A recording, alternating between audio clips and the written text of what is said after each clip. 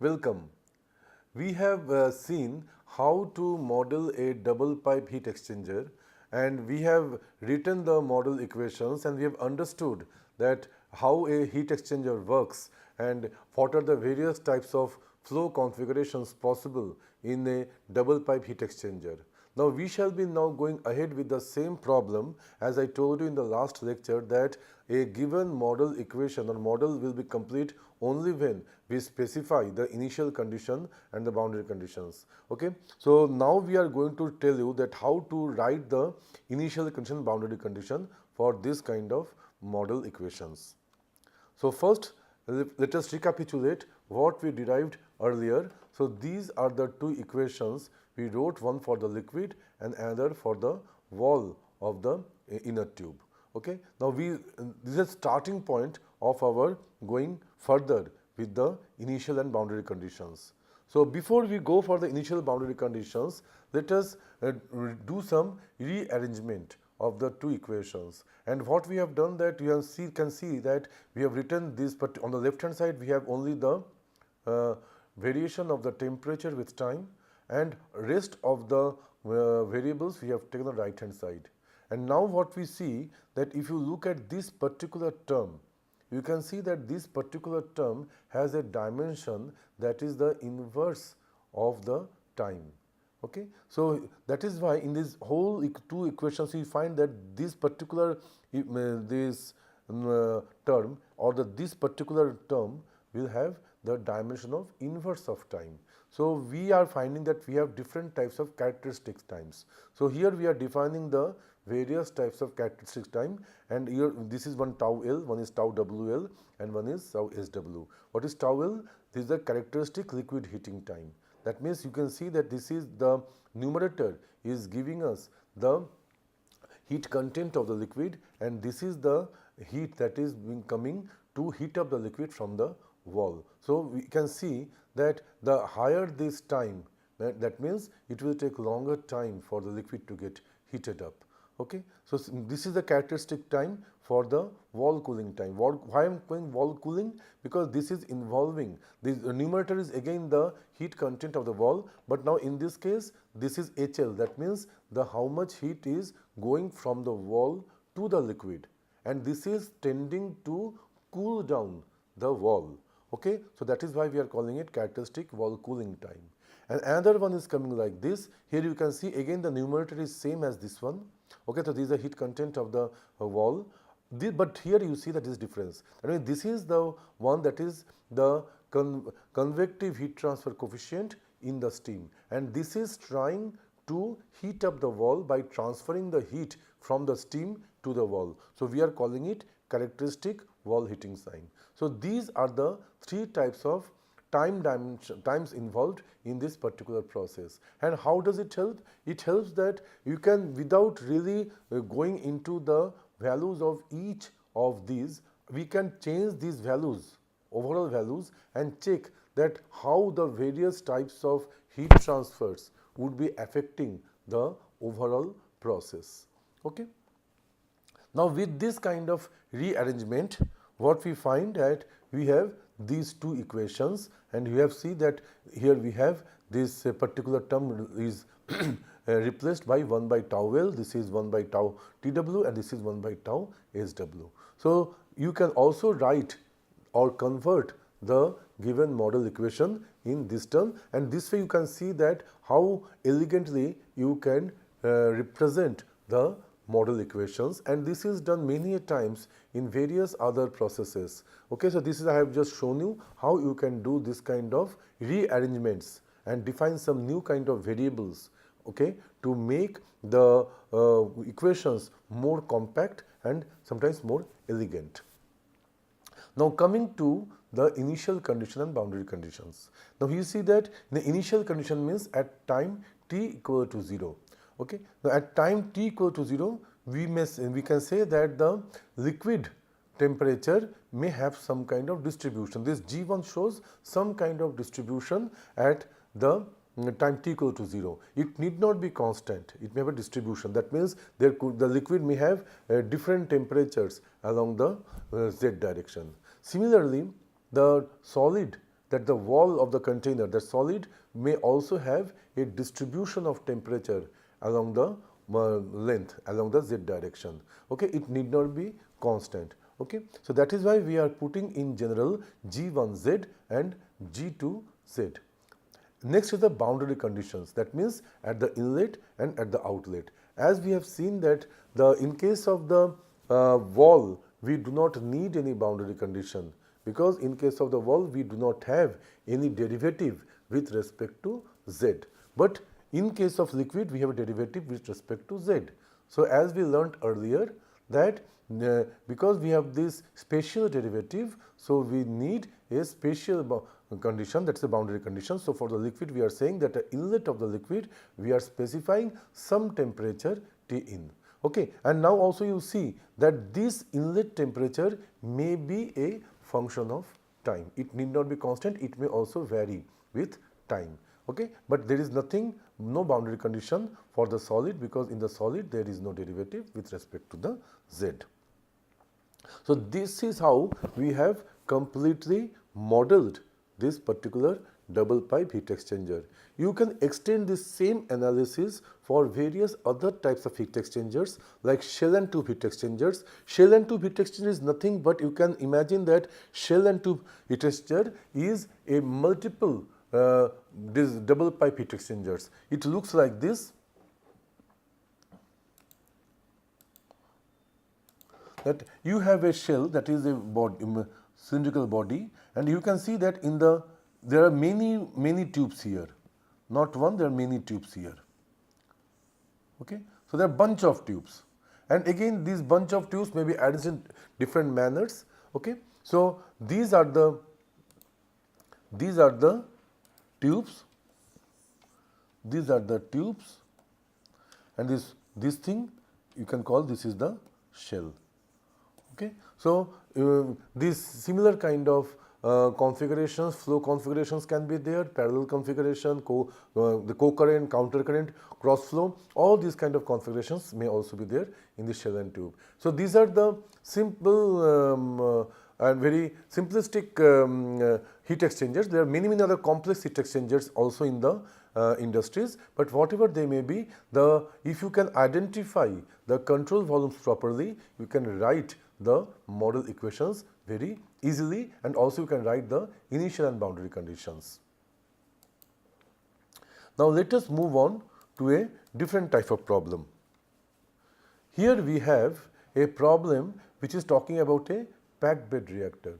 Now these packed bed reactors are used very often in the chemical industries, and what is the meaning of packed bed means that we have a column which is filled up with some packing, and packing has serves different purpose. One purpose is this: the packings offer some surface area for the contact of the fluids.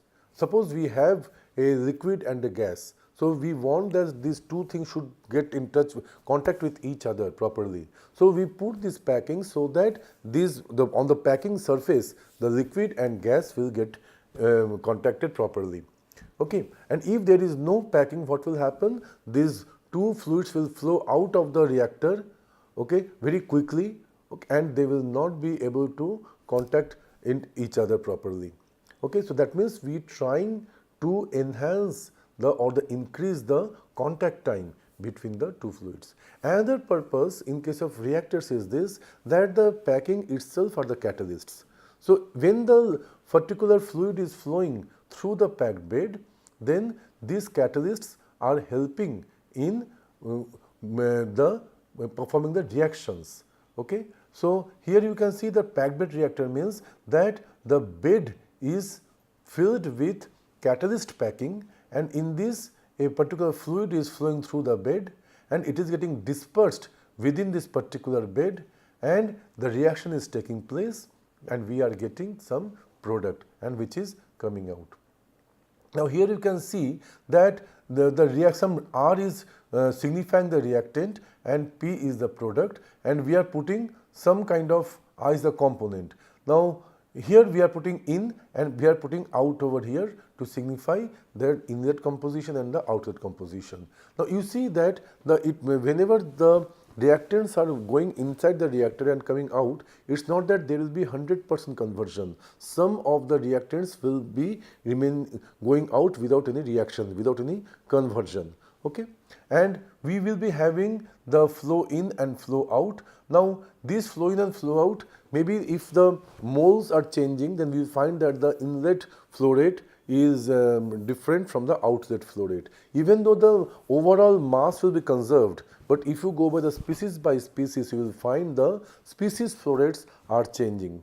Okay, and again due to the reaction you will find that there will be some temperature change, because generally the reactions are either exothermic or endothermic. Okay, means exothermic means the heat will be liberated during the reaction, and endothermic means the heat will be absorbed during the reaction. So in case of exothermic reactions, we find that the fluid will tend to heat up.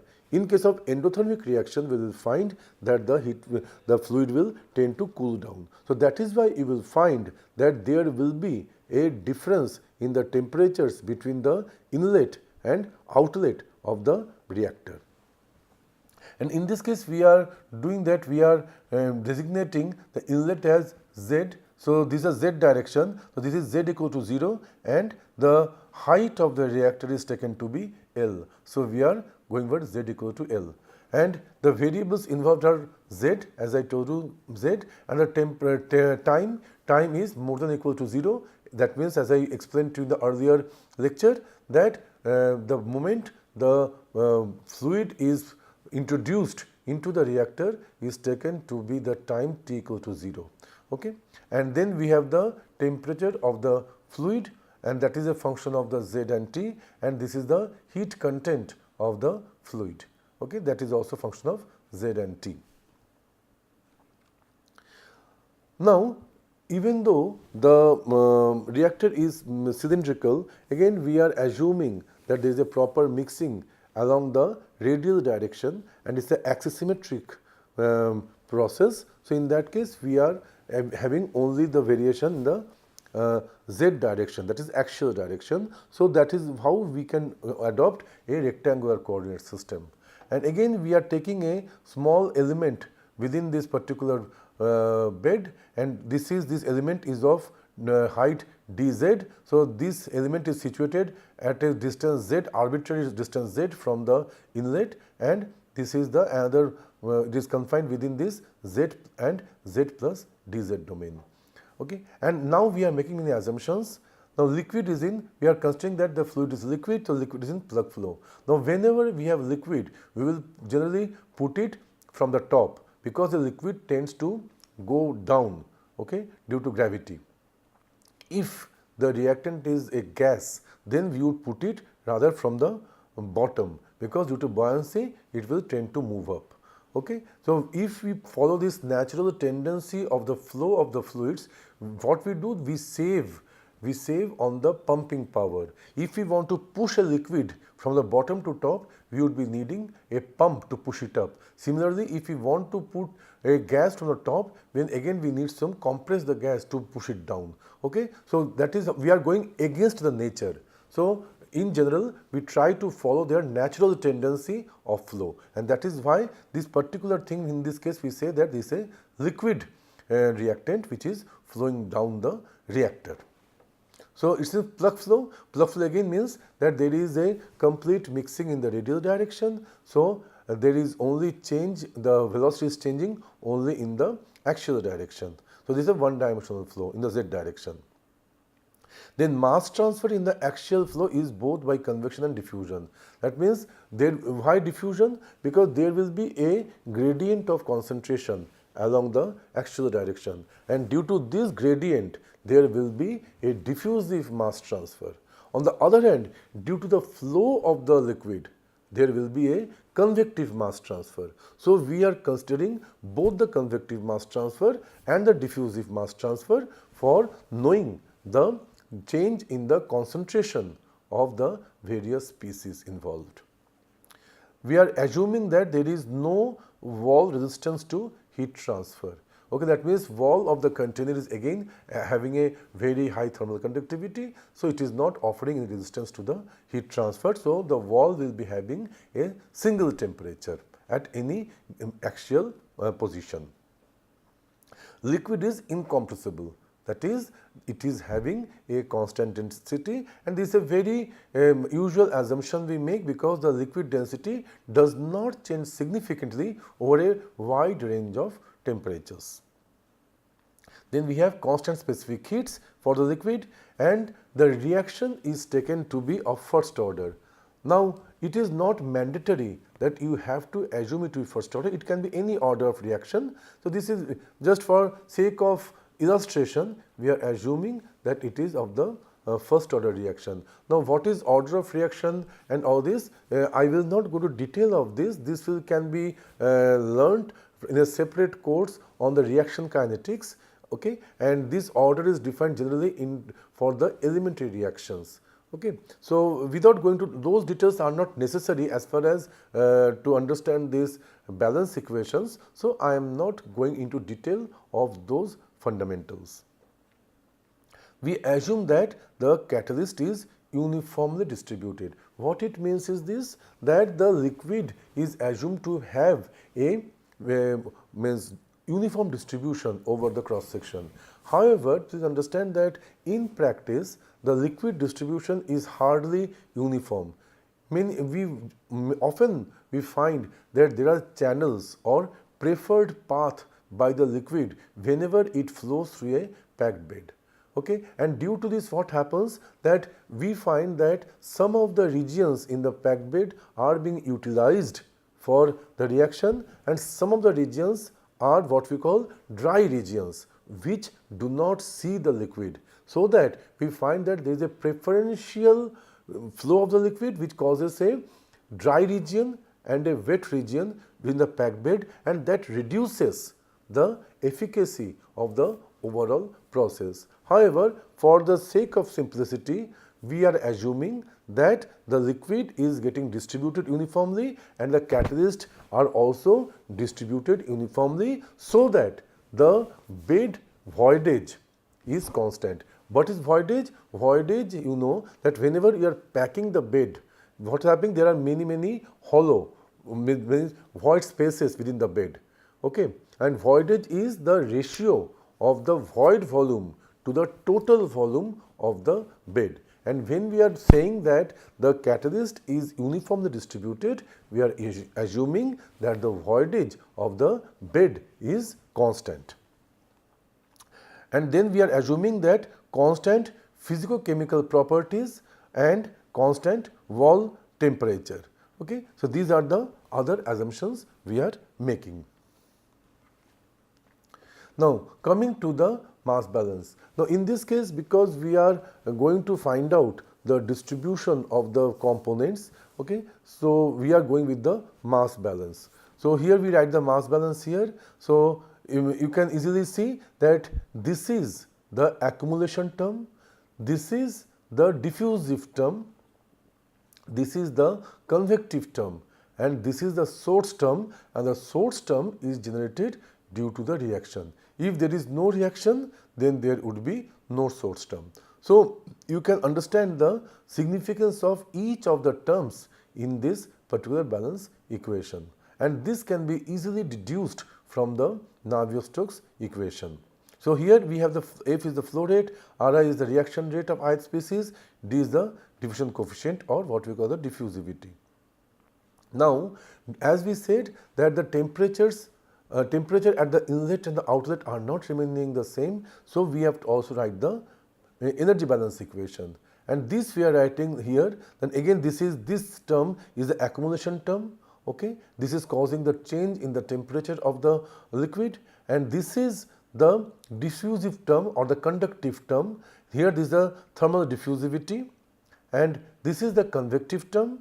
This is the term which is a source term. This is the heat generated due to the reaction. Okay, is maybe exothermic means positive generation, endothermic means negative generation, that is the heat absorption. Okay, whatever it is, with the proper sign of this delta H, we can account for this exothermic or endothermic reactions. And this particular thing is showing the heat transfer from the fluid to the atmosphere. That means if we assume that the fluid is having a higher temperature than the atmosphere, then the heat will go out from the fluid to the outside. Now, if we have an insulation, that means insulation will say that we are having a zero heat leak from the liquid to the outside. Then in that case, it will be an adiabatic situation. And if it's adiabatic, then naturally this particular term will be taken to 0. So this particular term is a general term which can account for either adiabatic or isothermal or any other situation between adiabatic and isothermal. Now, this particular U term we can replace in terms of the density, specific heat and temperature of the fluid, and here the reaction term may be given in terms of the Arrhenius equation. So, this is the Arrhenius equation. In this you will find that this is some pre-exponential factor, this E is the activation energy, this T is the temperature, R is the universal gas constant. So, this is how we can represent the reaction rate, okay, and this activation energy is as such you do not need to know how it is coming. Its value will be available in the literature in some books or some charts. Only thing is this, to understand what is it, it signifies that how much energy a particular substance would need to cause the reaction, because generally whenever you are trying to cause any reaction, it has to have enough energy to break a barrier to go to the product side, okay, and this activation energy is signifying that energy barrier a reactant has to overcome to form the product, okay. So that is the significance of the activation energy. And the heat transfer rate is given by this particular equation. This is the overall heat transfer coefficient, which includes the resistances on the liquid side, within the wall of the tube or the column, and in the outside. Okay. So, these three resistances are clubbed together and they are put in terms of the overall heat transfer coefficient. Please remember that overall heat transfer coefficient is inversely proportional to the heat transfer resistance. Okay. So, and here we have the wall temperature, okay, and we are assuming as if the wall temperature is at the outside temperature. Okay. With this assumption, we are writing this particular equation. Now, again we go for the initial condition and the boundary conditions. In the initial condition, that means at t equal to 0, we may specify some value of the ith component of the concentration, and we can also specify the value of the temperature at the initial condition. Okay. And for the boundary condition, what we can specify? We can specify the actual concentration of the particular species. Okay. Now, that means it is a Dirichlet type condition, boundary condition of type 1. Okay. Similarly, a Dirichlet condition for the temperature also. On the other hand, at the outlet, we do not make any Dirichlet condition. Here we make a Neumann boundary condition. Here we say that because it is not given to us what concentration will come out. Okay. So, we are saying that the flux at this outlet, there is no flux of this particular thing. It is coming to a uniform, as if it is coming to a uniform concentration at the outlet. Okay. And similarly, we are also assuming that there is no heat flux at the outlet. Now, understand this, these are some typical boundary conditions I have showed you. It need not be 0 here, it may be a finite value or it may be a function of temperature also, time also. Similarly, this need not be 0, it may have some non-zero value or a value which is varying with time. So, take all these initial conditions, boundary conditions as some typical way of specifications, but not the absolute way of specification. Okay. So, we have to be very, very careful. You have to study the particular process properly before you start specifying the initial condition and the boundary conditions. Okay. So these are the references which you can consult to know more about the modeling of the various processes. Thank you.